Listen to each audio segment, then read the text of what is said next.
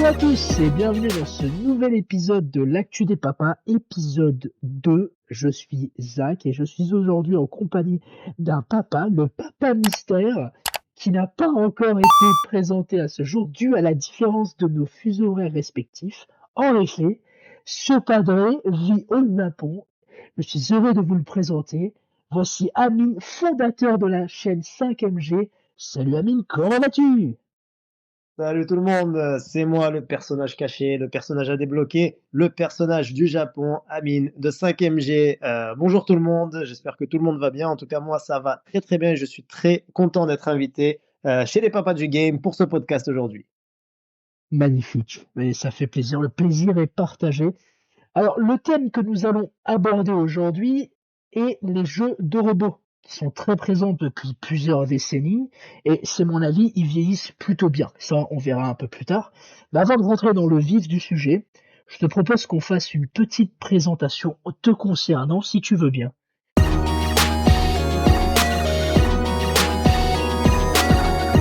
Bien sûr, bien sûr. Alors, je me présente, donc je suis Amine de la chaîne 5MG. 5MG, en fait, ça veut dire 5 minutes game. C'est une chaîne sur YouTube. J'ai aussi un Instagram où, en fait, je fais des vidéos qui font 5 minutes pile où je parle de jeux vidéo. Mais alors, c'est la chaîne des geeks. Pour n'importe quel geek qui nous écoute, je vous recommande d'aller vous abonner à la chaîne. Vous tapez 5MG sur YouTube. Il y a du vlog. Je vous montre le Japon. Je vous montre l'impact de la culture du jeu vidéo dans la culture japonaise. Je vous décortique des séries, le pourquoi, du comment, comment elles ont été créées, comment elles ont évolué, comment elles étaient avant, comment elles sont maintenant, les différences. Je vous montre tout ça à travers donc les paysages japonais et aussi de ma grotte, ma chambre avec ma collection dans le fond. Car oui, je joue autant rétro que new, mais il y a tout sur cette chaîne. Il y a du cosplay, je vous emmène dans des magasins de figurines, de mangas, chercher des jeux vidéo rétro. Je vous parle de jeux qui passent par la NES à la Play 5, en passant par la Saturn et d'autres consoles. Je vous montre aussi de l'arcade. Il y a vraiment tout ce que les geeks aiment. Et tout ça avec des blagues, avec des condensés d'informations en 5 minutes. Vous avez autant d'infos qu'en 15, 20 ou 30 minutes. Vraiment, c'est un régal. Et si vous avez vraiment pas le temps, tu mets en x2, ça fera 2 minutes 30. Et voilà. Donc régalez-vous les amis et venez voir la chaîne. Ça s'appelle 5MG les gars. 5MG, de toute manière, je mettrai les liens en description. Et c'est vrai, c'est un passionné qui a créé cette chaîne et c'est fait pour les passionnés. Les geekos appelez ça comme vous voulez. Donc je vous le dis, allez voir ce qu'il fait sur sa chaîne, vous verrez que vous ne serez pas déçus. À quoi tu joues en ce moment? Tout à l'heure tu parlais des jeux rétro. Et est-ce que tu joues en ce moment sur de la nouveauté? Dis-moi en plus.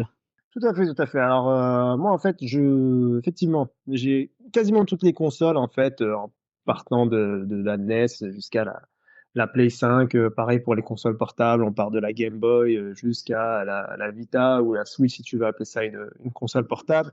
Donc, j'ai toujours, en fait, ce que j'appelle un jeu de fond, un jeu auquel je joue, on va dire, un peu toute l'année. Et ensuite, j'ai souvent un jeu sur console portable et un jeu de console de salon. Donc du coup, et j'alterne comme ça, voilà. Donc il y a du rétro, il y a du new. Si on parle en ce moment, donc en ce moment, bah, ceux qui me suivent sur ma chaîne ou sur Instagram le savent, je joue principalement à Street Fighter 6, car j'aime beaucoup les jeux de combat. Street Fighter et Smash Bros, on va dire, c'est mes jeux de fond. C'est les jeux auxquels voilà, je joue tout le temps depuis des années. Et sinon, en ce moment, bah, je joue aussi au dernier Astro qui est sorti là sur Play 5. Et bah, d'ailleurs, duquel on va parler, étant donné qu'on parle de jeux de robots, c'est parfait. C'est ça, Et, exactement. en rétro, je joue aussi un peu à Final Fantasy IV en ce moment. Pareil, je fais quelques stories aussi pour les gens qui me suivent le savent. Ça va faire plaisir à un certain Krugo. Bah écoute, c'est Dédicace. un aficionado des Final Fantasy.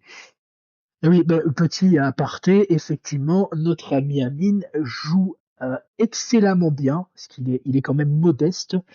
Il joue excellemment bien à Street Fighter. En fait, il met ce qu'on appelle dans le jargon des torgnoles. Matin, midi et soir. Des torgnoles. Effectivement, enfin, après, voilà, je suis pas non plus un pro gamer, mais voilà, j'ai quelques personnages en master avec mon main, je suis dans les 1700 PM, ça veut dire je suis on va dire dans les 10 000, dans le top 10 000 à peu près, voilà, le jeu s'est vendu à 4 millions de copies, mais tous les joueurs font plusieurs entrées dans le classement, donc on va dire on est au moins à 5-6 millions. On est dans le 0,0 quelque chose de pourcentage de joueurs. C'est clair que ça fait plaisir, mais la route est encore longue et j'ai encore beaucoup à apprendre. Il est modeste, il est modeste. En tout cas, moi, si je commencerais dans ce classement, je vous assure que ça serait pas le même niveau. Sans transition, le thème principal, les jeux de robots.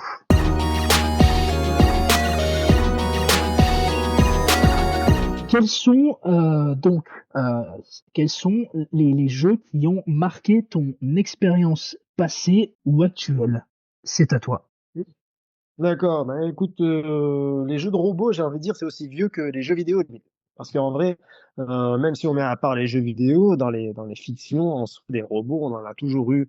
J'ai juste qu'on va dire la relation qu'on a avec la robotique, c'est plus la même. Parce que, on va dire, avant qu'on était petit, un robot, c'était quelque chose de vraiment futuriste, c'était limite de la fantaisie un peu pour nous. Et Tout à maintenant, fait. voilà, moi qui habite par exemple au Japon, tu vas dans certains restaurants, tu sais, tu as des robots à l'accueil, c'est normal, quoi. Tu vois ce que je veux dire? Donc, C'est vrai. on n'a plus la même relation avec le robot. Donc, nous, moi, par exemple, toi et moi, on est de la même génération, hein, génération née fin des années 80. Donc, au début, c'était voilà, Robocop, Terminator, ce genre de choses. Et en jeu, ben voilà, forcément, je suis obligé de parler de la série des Megaman. Et j'ai envie de dire plus précisément les Megaman X. Parce que les Mhm. Megaman tout court, en fait, c'était surtout sur NES. Et personnellement, j'ai commencé mes souvenirs de gamer à partir de la Super NES. Voilà. Je touchais un peu à la NES comme un gosse touche à une console avec mes grands frères, mais j'ai pas beaucoup de souvenirs dessus, à part Mario et vraiment très peu de jeux. C'est à partir de la NES. Et là, les Mega Man X, vraiment, ça a été une claque pour moi. Et je pourrais parler longtemps des Mega Man, mais juste pour l'anecdote, j'en ai parlé un peu sur ma chaîne aussi. Mega Man ne s'appelle pas Mega Man au Japon, il s'appelle Rockman. Et tout simplement parce que le créateur ou l'un des créateurs, il y a une petite ambiguïté là-dessus, qui a créé le personnage, était fan de musique. Elle était un gros accro de musique et fan de rock. Et donc, en fait, les deux premiers noms qu'il a donnés au personnage dans la série, c'est Rock and Roll. Et donc, Rock, en fait, c'est le personnage qui est ce fameux cyborg bleu, en fait, ce robot bleu qui est Rockman. Voilà pourquoi il s'appelle Rockman au Japon et pas Megaman en Europe, pas Megaman chez nous, quoi. Après, il y a eu plein d'autres divergence aussi au niveau du visuel. On ne sait pas pourquoi sur les boîtes américaines, Megaman est devenu jaune. C'est devenu un genre de vieux, un peu gros, tout ça. Ah oui, mais après, Comme dans le jeu, il a c'était une autre découvert chose, l'oncle hein. Sam. Voilà, il a découvert KFC quand il est arrivé aux States. Kentucky, il s'est pris deux, trois buckets. Et voilà, il est. Non, non, mais voilà, c'est marrant comment, en fait, les localisations, on appelle ça. Donc, le fait Ouais. d'adapter le nom d'un personnage, son skin ou ce genre de choses, c'est très souvent fait, hein, plus trop maintenant, mais ça l'était beaucoup avant, hein. Par exemple, Crash Bandicoot, hein, c'est pas un jeu japonais, mais quand il est sorti au Japon, ils lui ont fait des yeux un peu plus gros pour que ça plaise plus au public japonais, ce genre de choses. Il y a toujours des petites localisations comme ça. Et voilà, donc sur Megaman, il y a vraiment un tas de choses à dire. Donc, mis à part ce lore, ce côté riche au niveau de la création qui est super intéressant, bah, il y a aussi le gameplay tout simplement, hein. Je pense que toi qui es de la même génération que moi, Megaman, ça t'a peut-être marqué aussi. Si on te parle, toi, de jeux de robots, dis-moi un peu Bah, si on doit viser comme ça à l'ancienne et maintenant. À l'ancienne, on va dire, c'est lequel un peu qui bah, t'a marqué? tu m'enlèves les mots de la bouche parce que dans ma thématique, j'allais évoquer le jeu Mega Man et j'allais plus précisément évoquer la difficulté de ces jeux parce qu'il fallait quand même avoir les nerfs à vif parce que quand tu n'avais comment dire, quand tu perdais, tu n'avais pas le choix de tout refaire. On était dans l'essence même du jeu vidéo, le die and retry. Tu meurs, tu recommences depuis le début. Alors je sais plus s'il y avait des crédits ou des codes pour arriver à tel ou tel monde. Je m'en souviens plus très bien, mais Mhm. c'était quand même très compliqué. Les boss étaient très difficiles et il fallait vraiment avoir un minimum de skills. Effectivement, effectivement. Alors, pour rebondir un peu sur ce que tu viens de nous dire, donc en fait, ça aussi, ça a une raison au niveau en fait du développement, de la création du jeu. Parce que moi, j'ai déjà eu la chance de parler avec le créateur de la série Mega Man Zero. Ah, Et en fait, oui, oui, et en fait, cet homme-là, il m'expliquait en fait que la difficulté dans les jeux de l'époque, c'est tout simplement pour ajouter de la durée de vie. Parce que oui, on n'était pas sur des jeux qui font des tas de gigas, on n'était pas sur un support où tu peux mettre des trucs pas possibles. Donc du coup, en fait, pour rajouter de la durée de vie quand t'as que 9, 10 stages, tu es obligé de mettre de la difficulté en fait. Et surtout sur les boss, comme ça, du coup, tu recommences et ton jeu te dure plus longtemps. Après, pour les Mega Man X, voire même pour les Mega Man normaux, tu sais, il y a ce fameux système où en fait tu choisis ton boss et donc en fait tu choisis l'ordre dans lequel tu vas faire les stages. oui, Tu peux faire les stages dans n'importe quel ordre. Et ça, en fait, ça donne une rejouabilité incroyable à n'importe quel type de jeu quand tu mets ce genre de format. Du coup, tu peux commencer par le boss qui va te donner l'arme de feu. Comme ça, ensuite, tu vas te taper contre le boss qui fait de la glace, tu vois, où exactement. tu tentes plusieurs chemins. Et voilà. Et ensuite, il y avait des passwords.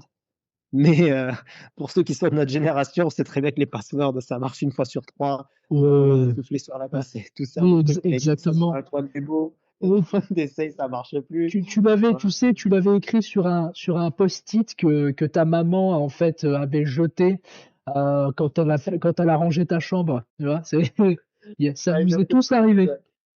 c'est exactement ça.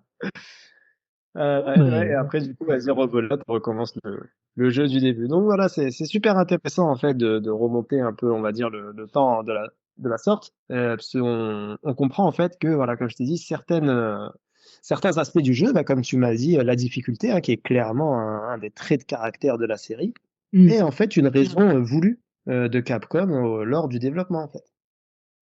Oui, bah, en fait, je rebondis sur ce que tu as dit, la petite anecdote de cette fameuse rencontre avec l'un des créateurs. Mhm. Ce n'était pas uniquement Megaman, hein. On pourrait citer les autres jeux. Je me souviens à Altered Beast ou encore Golden Axe. Ils ont peut-être Mhm. tous eu la même idée de se dire on va faire des jeux compliqués de manière à ce que la durabilité du jeu soit plus longue. Exactement, exactement. En fait, bah, surtout Golden Axe, là, il y a une petite différence à faire avec les Mega Man, c'est qu'en fait, ces genres de jeux-là, les beat'em all, à l'époque, ils sortaient d'abord sur arcade, avant de Oui. sortir sur console. Et le but, en fait, d'une arcade, c'est de faire mettre des pièces dedans. Donc, les jeux qui sont faits sur arcade, ils sont faits pour que tu mettes un tas de pièces à l'intérieur. Et c'est pour ça qu'il y a de la difficulté dedans. Vous l'avez C'est une compris, les petite gars. différence qu'il y a Voilà, après maintenant le business a changé, on te fait acheter des DLC à la place de te faire mettre des pièces dans les Alors, cabines, mais voilà, on est toujours oui sur et le non. même fil. J'ai envie de dire oui et non. Tu as raison sur ce point, mais j'ai envie de dire, quand tu vis au Japon, le passage obligatoire pour un aficionado des jeux vidéo sont les salles d'arcade.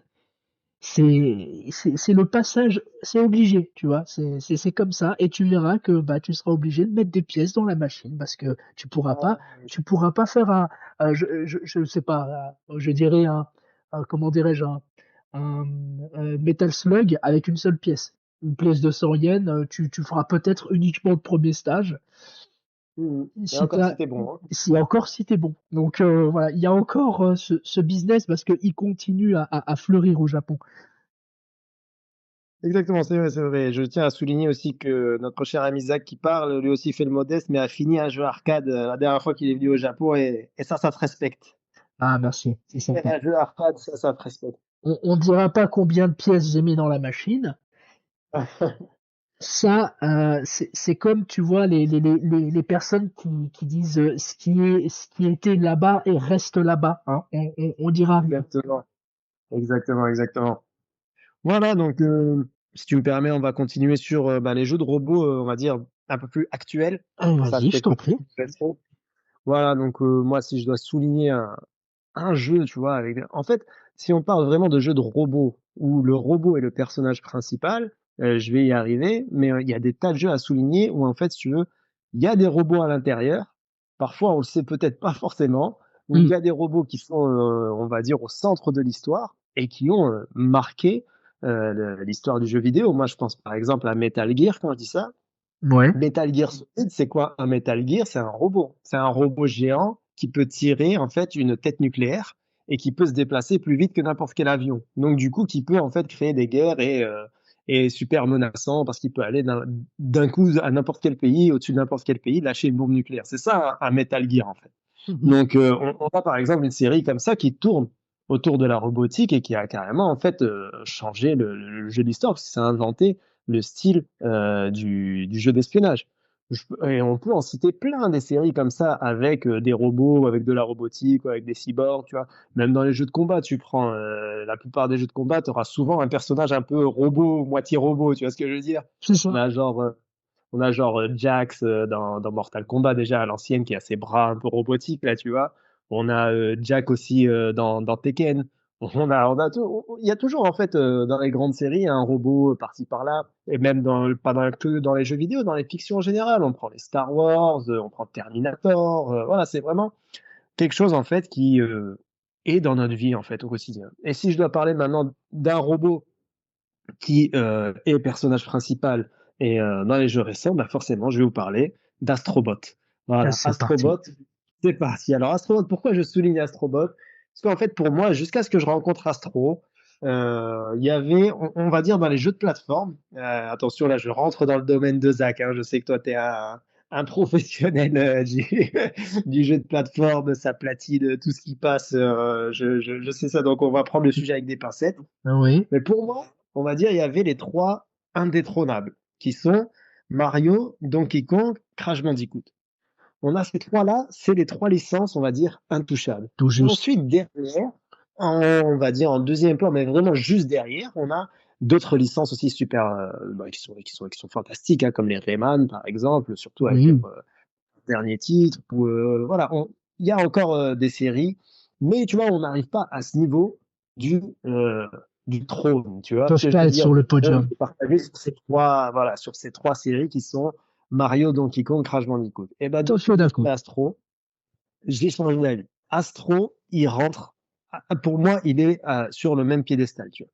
C'est juste, c'est un autre registre dans le sens que voilà, les Astros, il faut pas en fait s'attendre à un gros challenge, tu vois, parce que quand même les anciens Mario, ils sont quand même super durs. Tu joues à Mario Wonder, franchement, il est simple. Tout le monde va dire oui, mais Oui. t'as le stage des badges à la fin, oui, d'accord, le dernier, le absolute dernier stage, une fois que tu as tout débloqué, tout trouvé, tout ça, tu as un stage qui certes est un peu relou, où tu dois mourir quand même plusieurs dizaines de fois avant de réussir.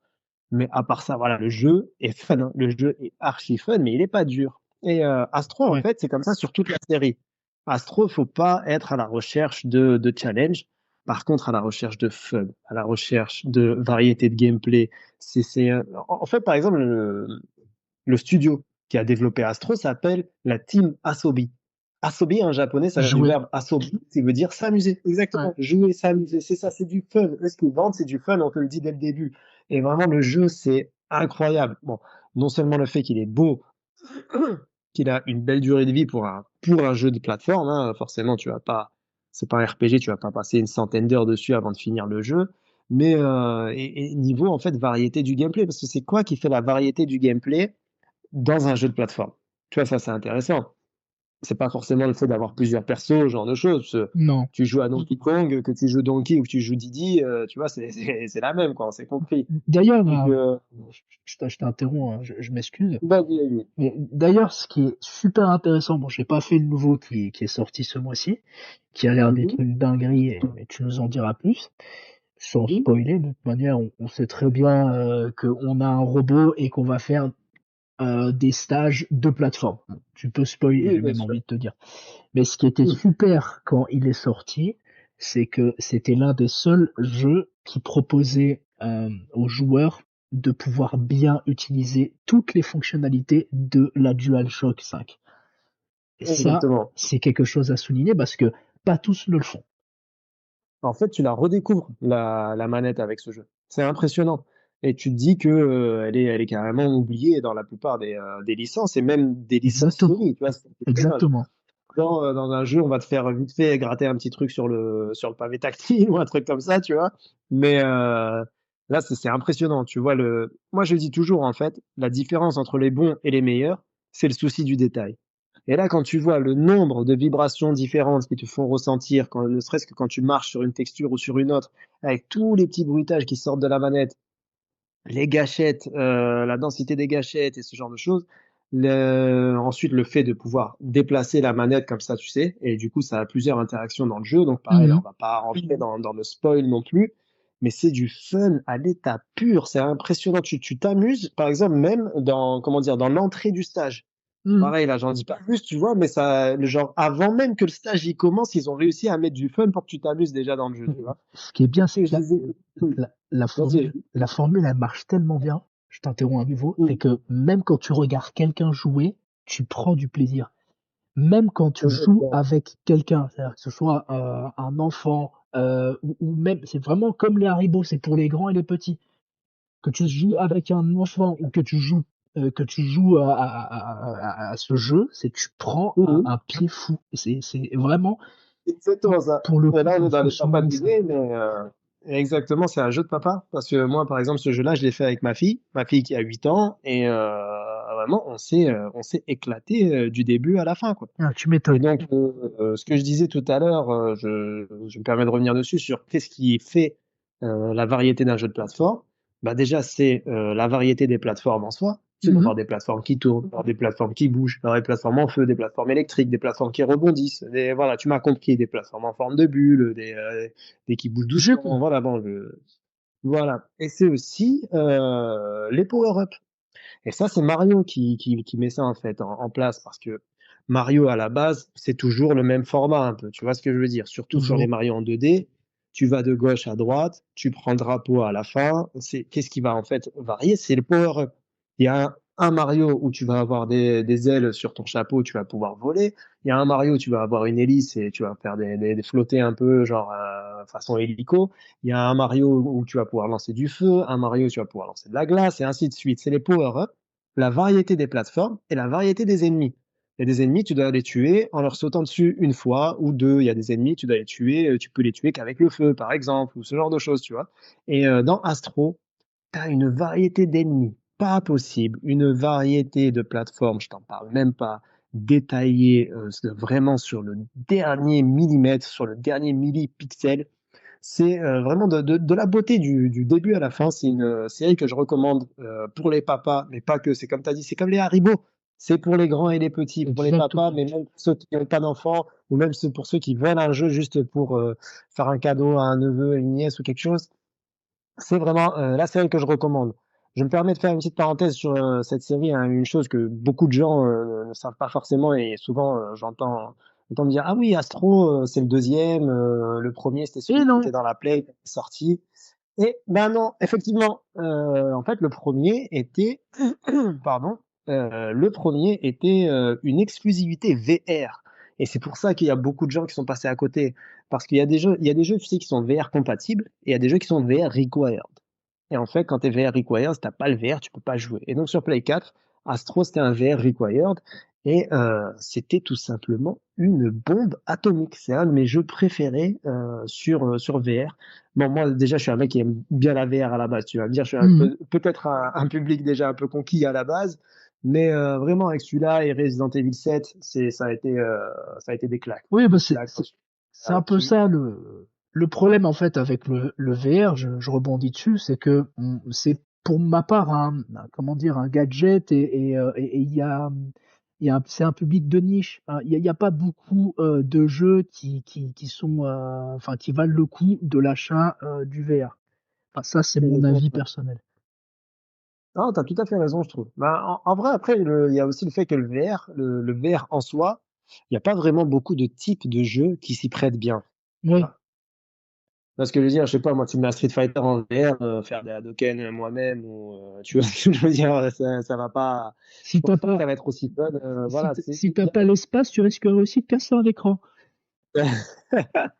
effectivement, ouais, effectivement. Et pas qu'un seul, même, je dirais. Hein. Ah oui, et quand on voit combien ça coûte, on va plutôt s'abstenir. Non, non, c'est clair, c'est clair. Donc, t'as tout à fait raison. Bah, il y a ce côté gadget, comme tu as dit, en fait, qui reboot les gens. Et puis, c'est un peu le chat qui se mord la queue, dans le Mm. sens que bah, les développeurs veulent pas faire de jeux sur le VR parce qu'il n'y a pas beaucoup de VR qui se vendent. et l'acheteur ne veut pas acheter de VR parce qu'il n'y a pas beaucoup de jeux sur VR. Donc Ouais. du coup, ça, voilà, ça tourne Pour ma part, j'ai eu la chance en fait de le choper en promo. Enfin, de le choper en promo. Il était en promo et on me l'a offert en fait. Et dedans, il y avait Resident Evil 7. Il y avait un pack en fait avec déjà pas mal de jeux VR à l'intérieur. Et voilà, je me suis vraiment régalé dessus. Mais par contre, par exemple, le VR2, je l'ai pas. Tu vois, il est tout simplement beaucoup trop cher pour ce qu'il est enfin, selon mon avis. Voilà, Oui, donc c'était ma ouais. petite parenthèse pour les astros. Hein, si on parle de jeux de robots, comme j'ai dit, hein, que ce soit même pas juste les jeux vidéo, dans toutes les fictions en général, on a un peu grandi avec des robots plus ou moins ici et là. Et donc voilà, pour ce qui m'a marqué, on va dire, des jeux de robots, ben, quand j'étais jeune, c'était surtout la série des Mega Man X. Et là, je tiens à souligner vraiment ce travail de la team Asobi qui est tout simplement magnifique. Le seul petit hic, la seule petite fausse note, si vraiment on veut chipoter, ce serait le manque de challenge et le manque d'un côté multijoueur. C'est vrai que ce genre de jeu, on aimerait bien pouvoir y jouer à deux, et c'est rarement le cas dans ce genre de jeu.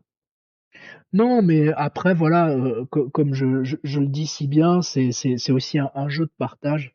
Donc, on peut tout à fait y jouer avec quelqu'un, ou même la personne peut tout simplement regarder et elle va jouer par procuration. Moi, j'ai pu observer, enfin, j'ai fait cette expérience avec mon neveu qui jouait à côté de moi. Et puis, bah, de temps à autre, vu que il était bloqué sur certains endroits dans le stage, bah, je me Mhm. prêtais au jeu, je lui donnais un petit coup de main, mais le reste du temps, il y jouait. Et cette formule, elle peut très très bien fonctionner sur ce type de jeu. Exactement, exactement, je suis tout à fait d'accord avec toi. Et toi, du coup, si tu dois nous souligner une licence récente de robot, tu nous parlerais de quoi? Alors, la licence récente, pardon, que j'ai soulignée, moi, c'est Horizon. Horizon, bon, on va un petit peu présenter ce jeu. Bah, c'est un monde ouvert post-apocalyptique Mhm. qui est parsemé de créatures mécaniques, donc des robots en quelque sorte. Et quand on parcourt en fait les terres, euh, on se rend compte en fait que il y avait une civilisation qui a disparu, et elle a disparu entre autres à cause de ces machines. Et ce que j'ai aimé dans ce jeu, c'est le contraste entre en fait les exemples qu'on a cités un peu plus tôt. C'est que Megaman, c'est brut, c'est futuriste, Mhm. c'est déshumanisé. Quand tu regardes les graphismes, c'est rempli de Mhm. machines, tandis que Horizon, bah, c'est la nature qui prime. Parce que la nature voilà, a remplacé les buildings, etc. Et les vestiges du passé ont laissé bah, les robots errants. Et c'est là où le rapport entre l'homme et la machine prend son sens. En tout cas, le lore de ce jeu est hyper intéressant. Et vraiment, c'est un jeu que je recommande. Bon, il faut avoir aussi un peu de temps devant soi, mais vraiment, Mhm. c'est un jeu à faire. En tout cas, moi, je me suis, euh, je me suis amusé à le faire. Euh, je l'ai fait cet été. J'ai beaucoup aimé. Vraiment, c'est une drogue en intraveineuse. J'aimerais bien faire le deuxième, mais étant donné qu'il y a énormément de sorties actuelles et que je suis en train de jouer à un jeu que j'ai acheté très récemment, je me Mhm. le réserve pour plus tard. Mais en tout cas, j'ai hâte parce que j'ai fait uniquement que le premier, Horizon Zero Dawn, mais j'ai hâte de faire le deuxième, mais je ne ferai pas celui, il me semble qu'il y en a un qui est sorti exclusivement pour la VR. Alors, est-ce qu'il est VR required? Je n'en sais rien. Mais voilà, je me réserve le, le temps de le faire un Mhm. peu plus tard. Et je rebondis parce que je vais te faire un petit peu de publicité, parce que tu as fait un Mhm. épisode sur Horizon sur ta chaîne YouTube, et tu nous avais appris des choses. C'est que Aloy a été, comment dirais-je, euh, les créateurs de Aloy ont été Mhm. inspirés par un personnage dans Game of Thrones. Tout à fait, tout à fait, tout à fait. C'est un personnage dans Game of Thrones qui a inspiré même le design. Hein. Le design déjà est très ressemblant et les traits de caractère aussi. Parce que Aloy, voilà, elle a des traits de caractère. Elle est un peu, c'est une femme Sauvage. forte, Ouais. voilà, qui même qui aime bien narguer aussi un peu, ce genre de choses. Pour ceux qui ont vu la série, je pense qu'ils savent de qui je parle. Après, c'est marrant aussi sur Horizon parce que bon, moi aussi, hein, j'ai énormément. Bah, de toute façon, j'ai tellement aimé que j'en ai fait une vidéo, donc je vous Mhm. invite à aller voir cette vidéo. Vous apprenez tout sur la série en 5 minutes pile.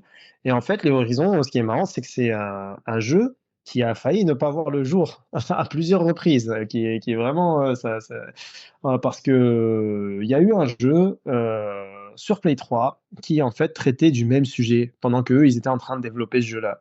Donc c'est la même trame, c'est post-apocalyptique, c'est avec cette flore qui l'emporte sur les décors ruraux.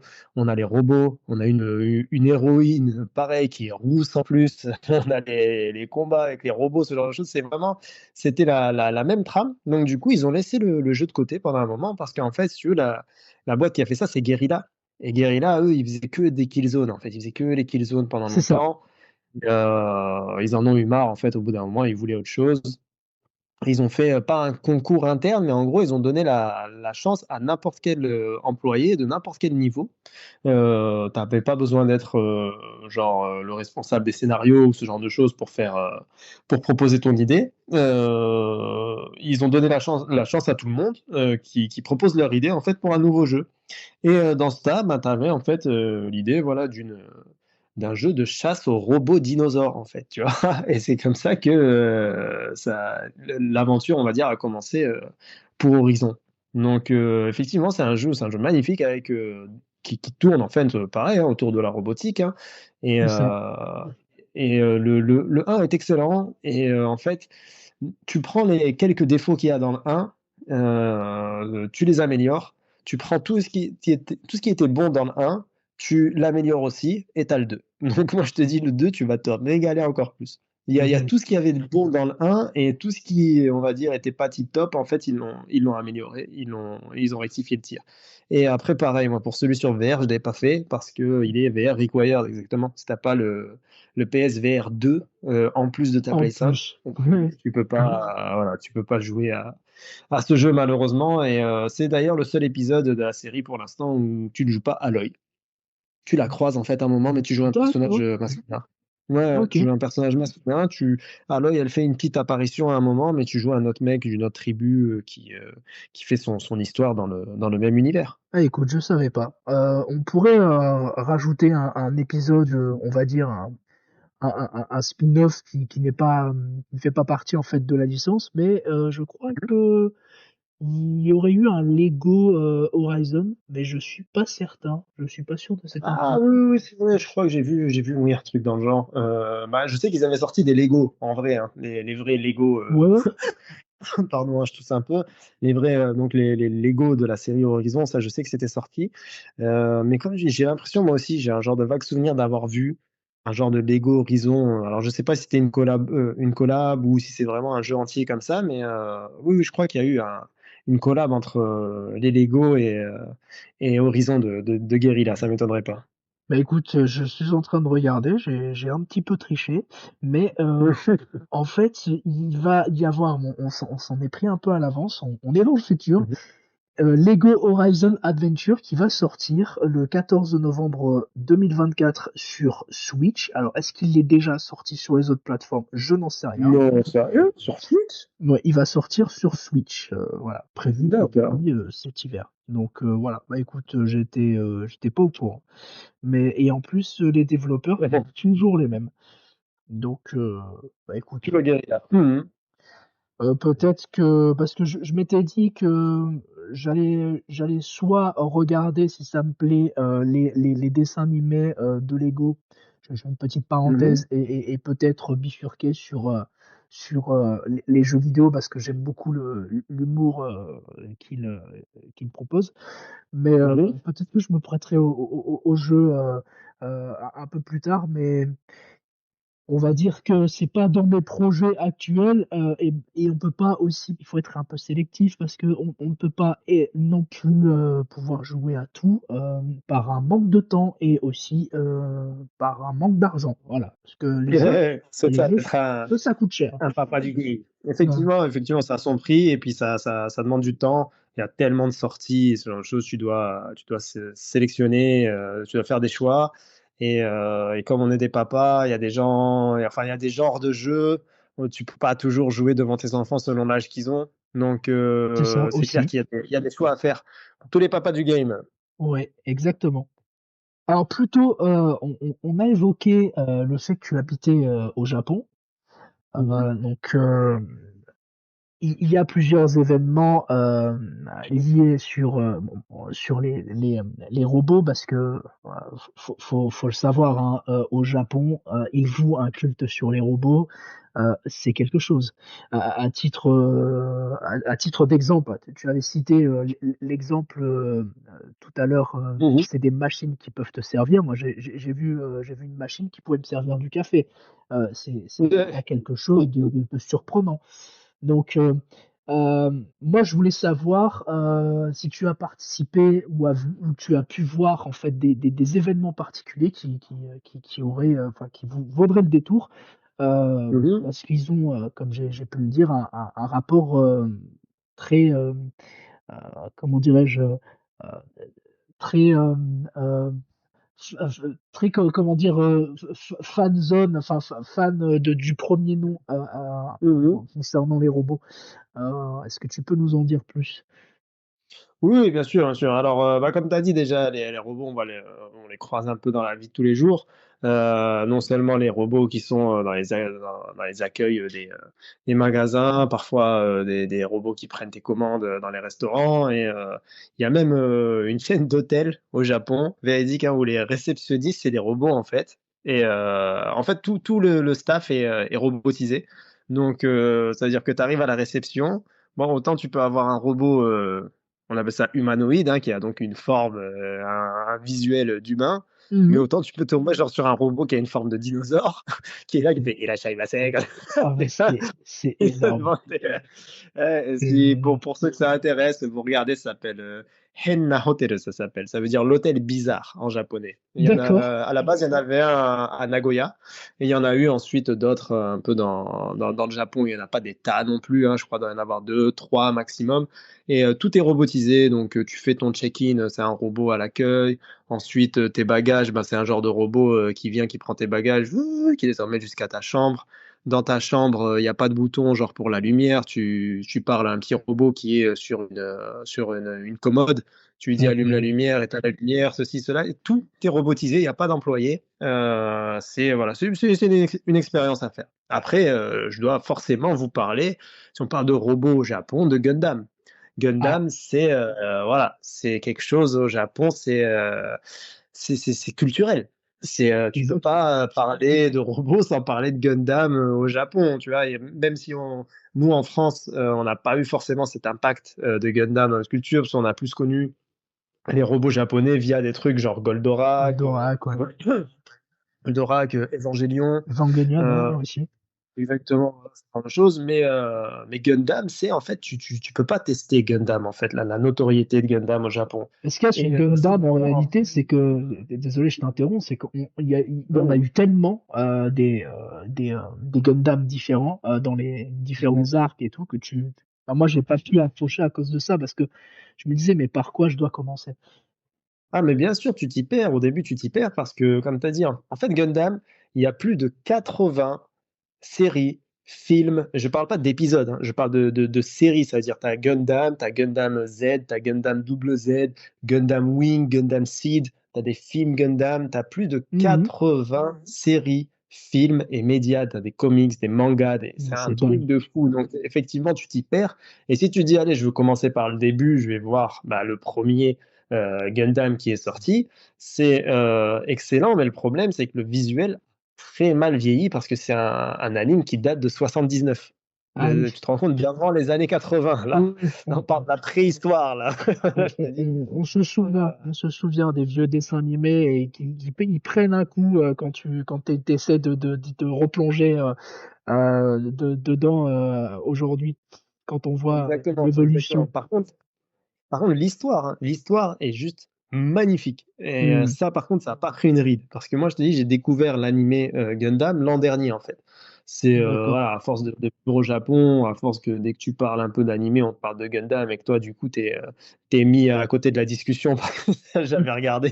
Tu sais, d'un coup, tu deviens Rémi Et, sans amis. Tu vois, t'essaies et, de passer, tu dis, ah, ouais, ouais, ok. et Et non, Mano faible. non, en fait, non.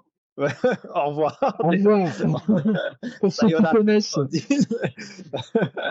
Non, non, mais voilà, c'est du coup, donc j'ai découvert l'an dernier, et moi j'ai regardé effectivement le premier Gundam de 79, donc le visuel a forcément pris un coup de vieux, mais l'histoire, c'est juste magnifique. Et en fait, on parlait de Game of Thrones tout à l'heure, tous ceux qui essaient de te vendre Game of Thrones, ils vont venir et ils vont te dire, ouais, bah, tu sais, dans Game of Thrones, c'est trop bien parce que tu sais jamais qui va mourir. Dans n'importe quel perso, il peut sauter à n'importe quel épisode, tu vois. Bah franchement, regarde Gundam, c'était en 79 et c'est pareil quoi.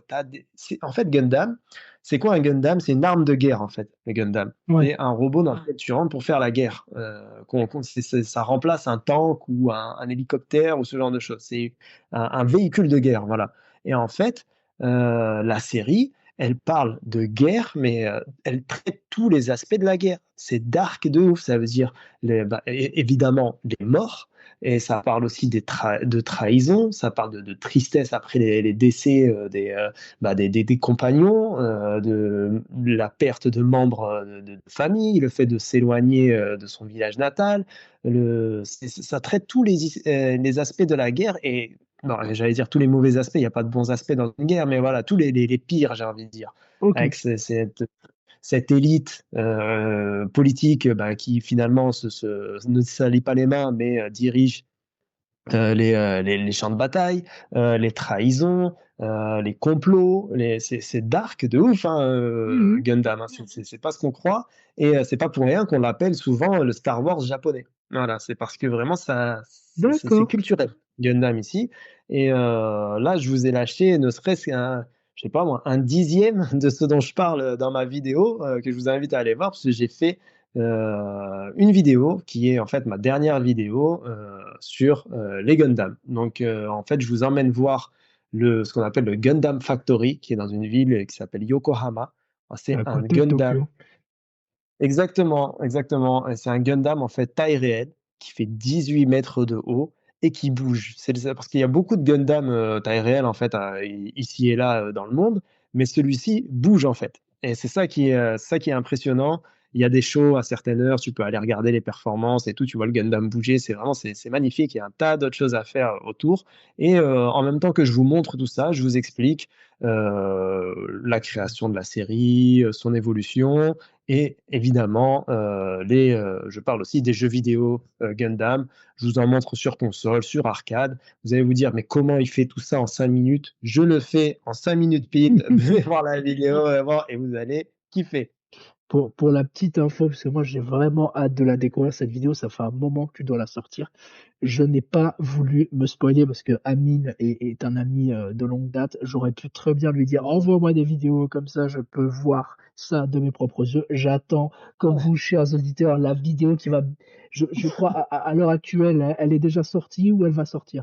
Ouais, écoute, là, voilà, la vidéo sort fin septembre. Donc, je sais pas quand le podcast sera en ligne. Peut-être que c'est déjà sorti ou pas. Si ça l'est, allez voir la vidéo. Et si ça l'est pas, ça sera pour bientôt, mes amis. Yes. Ah, moi j'ai hâte en tout cas.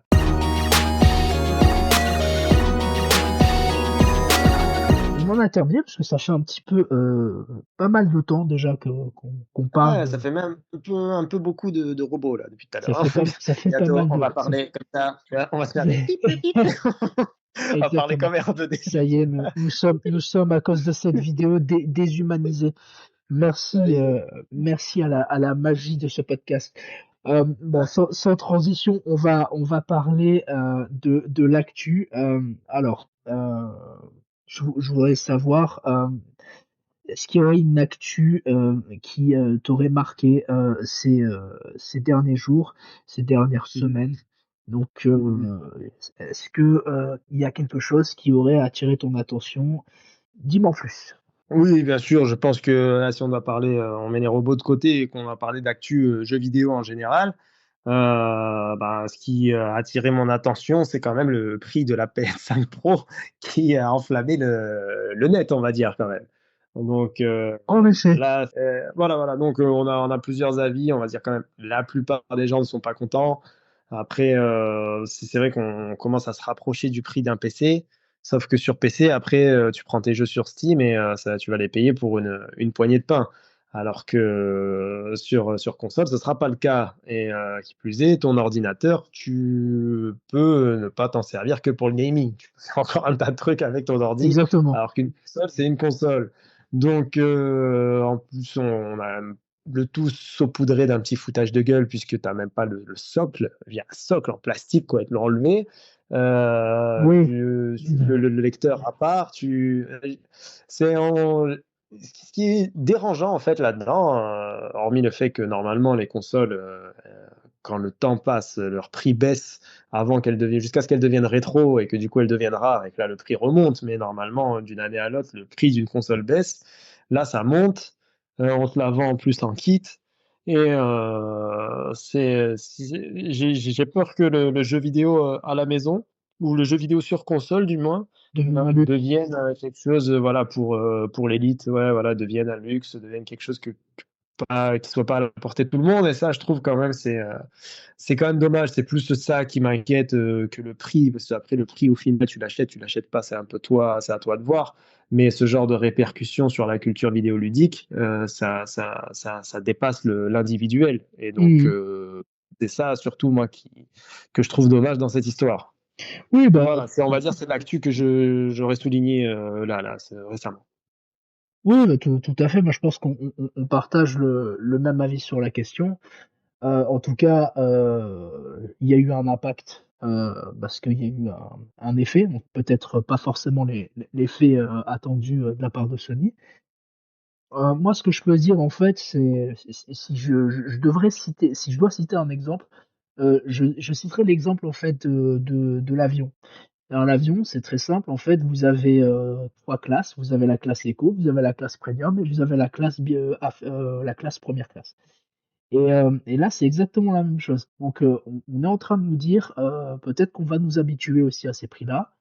Écoutez les gars, on vous a proposé une machine. Cette machine, elle vaut un certain prix, mais si vous voulez en fait rajouter, plus de fonctionnalités, bah, vous allez devoir en fait taper dans votre portefeuille. Et c'est un petit peu à l'image, des classes dans les avions. Tu veux avoir mal au dos pendant 8 heures, bah, tu pas le choix, tu vas devoir t'asseoir pendant 8 heures à la classe éco. Tu veux pouvoir allonger tes jambes, bah, tu vas devoir payer plus cher en ayant tu vas devoir payer plus cher, mais tu seras en classe premium.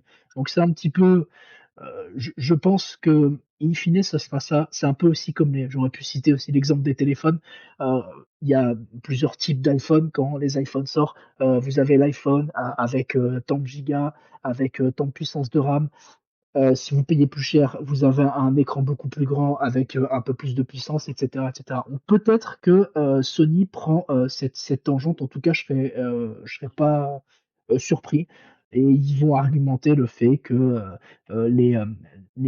comment dire? Les pièces, dont ils ont besoin sont de plus en plus chères à la fabrication et cetera et cetera. En tout cas, moi, c'est mon avis personnel. Ouais, je comprends, je comprends. On est plus ou moins sur la même longueur d'onde. Après, on verra ce que l'avenir nous dira là-dessus. Oui, oui, tout à fait, tout à fait. Bon, pour l'instant, de toute manière, je regarde ça, avec une vue d'ensemble, j'attends de voir la suite. Ça, c'était, je dirais, bon, on a évoqué, un sujet un peu épineux, mais on est d'accord sur la question. Un peu plus de légèreté, qu'est-ce que tu aurais, à nous dire sur l'actualité? Parce que on reste en fait sur le fait que tu vis au Japon et on en a parlé en off. Tu as eu récemment le Golden Ticket. Alors dis-nous en plus, s'il te plaît. Ok, ok, ouais, donc désolé, hein, désolé pour la toux. Oui, oui, oui, les fameux golden tickets, hein. Donc, en fait, Nintendo est en train d'ouvrir un musée, voilà, pour ceux qui vivraient dans une grotte et qui ne seraient pas au courant. Donc, il y a le Nintendo Museum qui ouvre le 2 octobre. Et en fait, ben, il y a tellement de demandes au début que, en fait, c'est un système de tirage au sort pour pouvoir acheter son ticket. Et j'ai la grande chance d'avoir été tiré au sort pour le jour, le day one, le jour de l'ouverture. C'est magnifique. Donc voilà, et j'y serai à Kyoto, si Dieu le veut, le 2 octobre. Et vous pouvez compter sur moi pour avoir une vidéo sur le sujet au plus vite. Oh oui, oh oui. Tu vas rentrer dans la légende, mais la vidéo, on la veut. Yes! Tu feras partie des premiers visiteurs historiques. Mais c'est génial parce que pour la petite info, c'est un peu un système de passe-passe, le podcast. J'ai eu la chance d'aller à Kyoto très récemment et grâce à notre ami Amine, je ne le savais pas, mais Nintendo a été créé dans cette région et c'est pas pour rien en fait qu'ils, je pense, hein, corrige-moi si je me trompe, qu'ils ouvrent ce musée dans cette région.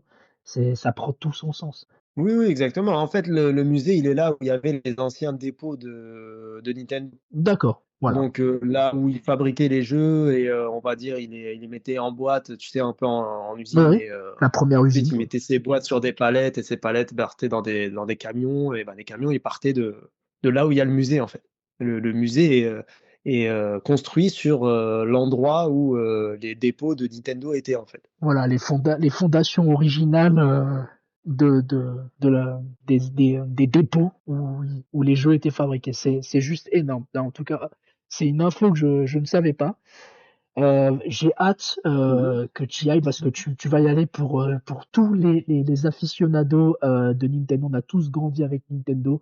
Donc on est tout cœur avec toi. Tu vas faire ce voyage pour tous les autres. Voilà, et on va voyager par procuration grâce à toi. Ça fait plaisir. Yes, exactement. Et pour voir ça, mesdames, mesdemoiselles, messieurs, bien sûr, il faut s'abonner à la chaîne. Donc allez-y, 5ème G sur YouTube, je compte sur vous et vous aurez un vlog quality caviar, la qualidad, la Trüffelfleisch, les amis, la Trüffelfleisch de la Voilà, bouffe. la Vous allez truffe vous blanche. régaler. Le wagyu, on reste dans la thématique. Le wagyu, voilà. Voilà, Le le wagyu. wagyu, le Kobe beef Le à Kobe 5. beef.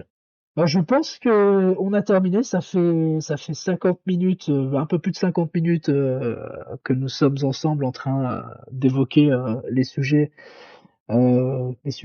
thématiques qui nous a animés et j'espère que ce sera le cas pour vous.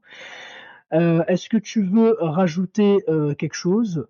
Non, non, non, que le bon temps passe vite, hein. Ça fait déjà presque 1 heure qu'on en parle. Et voilà, ça a été un plaisir pour moi, vraiment. Merci beaucoup de m'avoir invité sur les papas du game. Et c'est la première, mais pas la dernière, je l'espère. Ah, j'espère aussi. On se reverra. Merci pour ceux qui nous ont écoutés. Merci à tous les papas du game de m'avoir invité. Et voilà, à part ça, j'ai rien à rajouter là-dessus. Yes, bah écoute, moi de même, on conclut. Moi j'ai passé un super moment en ta présence. Bon, on est en distanciel, mais tu m'as compris. J'espère que Yes. c'est la même pour ceux qui vont nous écouter. N'hésitez pas à nous suivre sur les réseaux, sur notre chaîne YouTube, de liker, de laisser un commentaire. C'est super important de vous abonner si c'est pas déjà fait, ça nous aide beaucoup. Allez voir la chaîne 5MG de notre ami Amine, vous verrez, vous ne serez pas déçus. On mettra les liens dans la description.